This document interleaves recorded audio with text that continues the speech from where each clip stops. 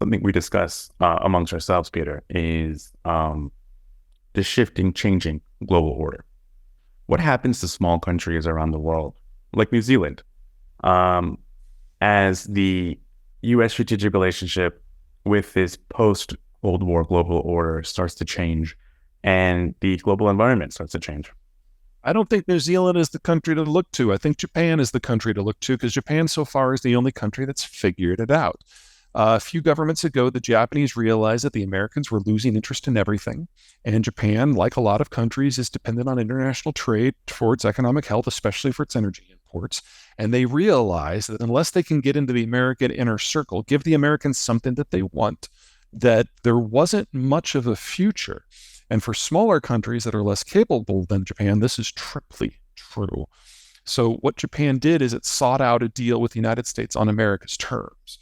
During the Cold War, when we needed everybody to be on our side to face down the Soviets, it was the United States that provided the economic and strategic concessions in order to build the alliance. That's not the world we're in anymore. Now, if you have a more disassociated America, you have to bring the case to them. You have to offer them something in order to keep them involved. And in Japan, it was trade concessions and a security partnership. For smaller countries, you're going to have to be a lot more aggressive and a lot more giving in order to keep the Americans interested. Now, New Zealand, being off the edge of the earth, basically, doesn't face the security concerns that a lot of other people do. For them, their interest is going to primarily be economic because they produce a lot of agricultural products that the rest of the world really needs. That is an easier carry before you even consider the cultural connections between America and New Zealand. But for most of the rest of the world, that's a much taller order. The things that you have to offer the United States and in order to keep them engaged, there's not a lot of things that the U.S. is really interested in, and you're going to have to get really creative and dig really deep.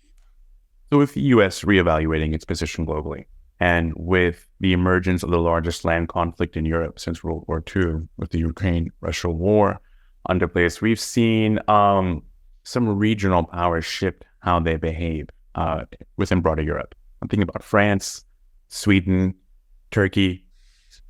What do we see between these three regional leaders, powers, when it comes to their political, economic, military might, how they interact with each other, and what does that mean for the future of the EU, Europe, NATO overall? You've just put your finger on the three countries that are going to matter, not just now, but 10 years from now, and 20 years from now, and 30 years from now, but for the remainder of this century. For demographic reasons, we're going to lose at some point Spain, Germany, Italy, and eventually Poland. But these countries have very healthy demographies and a geography that allows them a degree of freedom to act outside of the confines of just Europe. How they get along or don't is going to determine what is possible for NATO, for the EU, and for post-unified Europe. At the moment, the French are increasingly taking their talking points from the Swedish government. The Swedes have always been very big on energy security and manufacturing self-sufficiency in partnership with the countries immediately around them in opposition to Russia.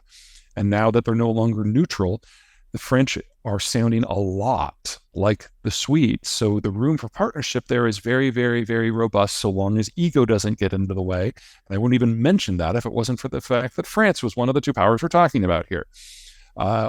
It's going to be very interesting from my point of view to see how the two powers coordinate or step on each other's toes in Ukraine, because that is going to set a really strong pattern for their bilateral relationship moving forward. At the moment, it looks pretty positive. They're not talking past each other at the moment. Turkey, of course, is from a radically different culture. Turkey has a very different economic structure, even if it's still very healthy from my point of view.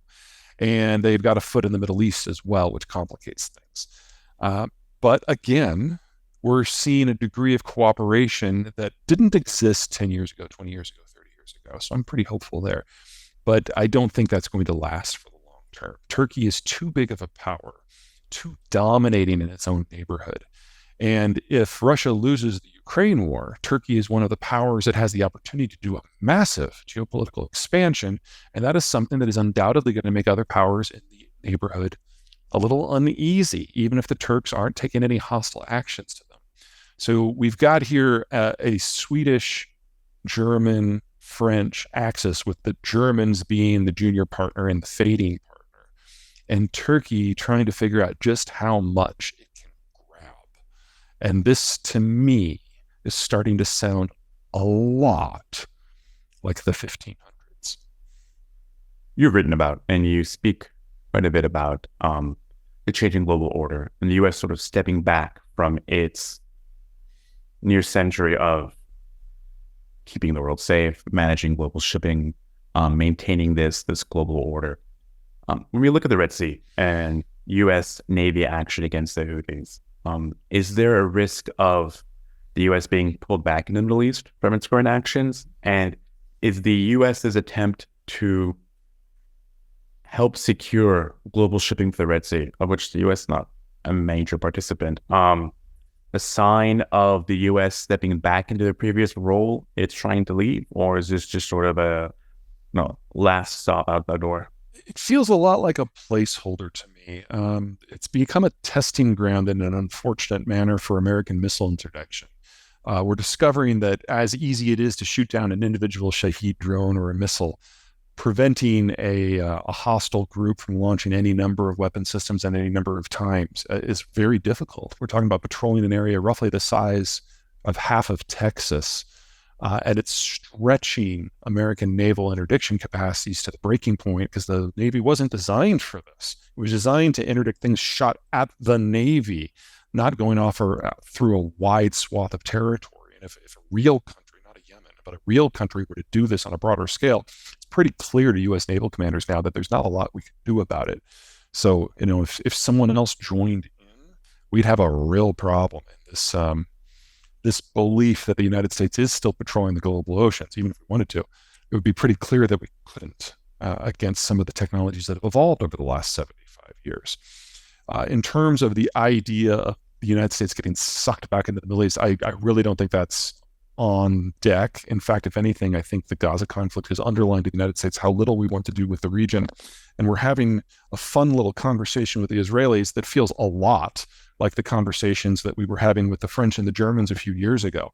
We tried to convince them back in the 2010s that, the Russians are going to keep pushing. Look, they just invaded Georgia. They just invaded the Donbass in Ukraine. They just took the Crimea. Of course, they're going to do more. They're going to push and push and push and push until they can't. And the Germans and the French were like, no, it's a brave new world. In fact, Germany is going to put into place a defense minister whose job is to wind down the entirety of the German military because we don't need it anymore, because we've entered a new era of peace.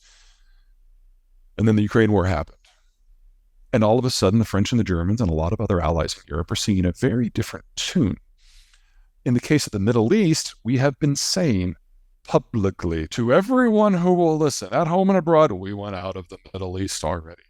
And the Israelis have assumed is what we meant is we want to double down on the alliance with Israel and turn against the Middle East. No. We want out.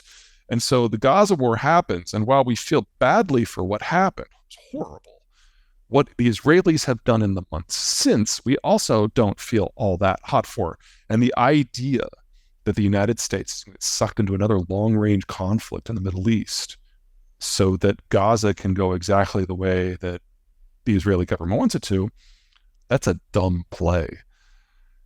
So what Gaza has done is kind of underlined to the United States just how distasteful we find the whole thing. And the discussions we're seeing recently between the Israeli government and the American government on arms transfers is really bringing home to Israel that they are not the golden child. They are not the special exception that is going to keep the United States involved in the region. And that is forcing some soul searching. Finally, in Europe, it took a Russian invasion to change minds. Here, it's taken a one-day-old arms embargo. But there's a dawning revelation, one country at a time, one day at a country at a time, that the United States is not the same place it was 20 years ago. And that eventually is going to seep through many layers of incomprehension in many places. If you're an American strategist looking at it like this, you've got to, It's kind of a little bit like the Nixon strategy of being unpredictable. But it's not that there's a master plan backing it all up. It's just the United States is looking to get out and become a free agent again. It's a different world.